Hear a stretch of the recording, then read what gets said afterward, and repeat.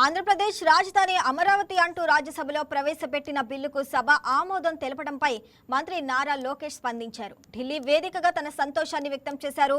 ఉమ్మడి ఆంధ్రప్రదేశ్ విభజన తర్వాత రాజధాని లేని రాష్ట్రంగా ఏపీ మిగిలిందని మంత్రి నారా లోకేష్ అన్నారు. రాజధానిగా అమరావతిని సీఎం చంద్రబాబు నాయుడు ఎంపిక చేశారని గుర్తు చేశారు. ఎన్నికలకు ముందు ఏకైక రాజధాని అమరావతి అని చెప్పిన జగన్ గెలిచిన 6 నెలల్లో 3 రాజధానుల పేరిట డ్రామా చేశారని మంత్రి నారా లోకేష్ అన్నారు. ప్రపంచంలో 3 రాజధానుల విధానం ఎక్కడా విజయవంతం కాలేదని చెప్పారు. తెలుగు ప్రజలంతా కలిసి హైదరాబాద్ ను నిర్మించుకున్నారని, అయితే రాజధాని లేకుండా ఏపీని విభజించారని అన్నారు.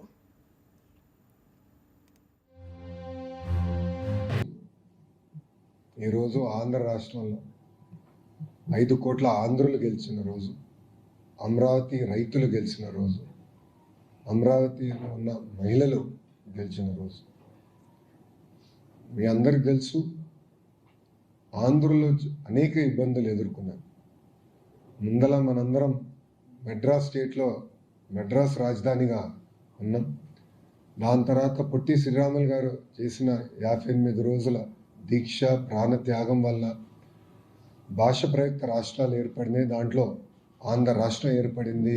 కర్నూలు రాజధానిగా ఏర్పడటం జరిగింది. 3 సంవత్సరాల తర్వాత ఒక ఒప్పందం వల్ల తెలంగాణని ఆంధ్ర రాష్ట్రాన్ని మళ్ళీ కలిపి హైదరాబాద్ రాజధానిగా చేసుకుంటాం జరిగింది. 58 సంవత్సరాలు కష్టపడి చెమటోర్చి అటు తెలంగాణ ప్రజలు ఇటు ఆంధ్ర ప్రజలు కలిసికట్టుగా హైదరాబాద్ని అభివృద్ధి చేసుకుంటే ఒక చీకటి రోజు పార్లమెంట్లో ఎలాంటి చర్చ జరగకుండా టీవీలు కట్టేసి తలుపులు వేసి ఆ రోజు ఆంధ్ర రాష్ట్రాన్ని విభజిస్తాం జరిగింది.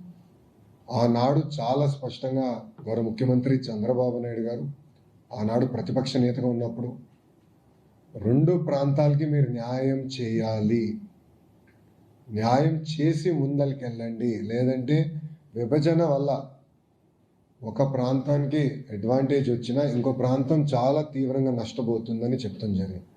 అయినా కూడా వినకుండా ఆంధ్ర రాష్ట్రాన్ని విభజిస్తాం జరిగింది. నేను పుట్టి పెరిగింది తెలంగాణలో, నాకు హైదరాబాద్లో ఉన్న ప్రతి గల్లీ తెలిసిన వాడికి. కానీ ఆ రోజు నాకు కలిగింది ఏంటంటే కట్టుబట్టలతో మెడబట్టి బయటికి గెంటేశారని ఒక బాధ, ఆవేదన వచ్చి. రాజధాని ఎక్కడ పెట్టాలో తెలియదు.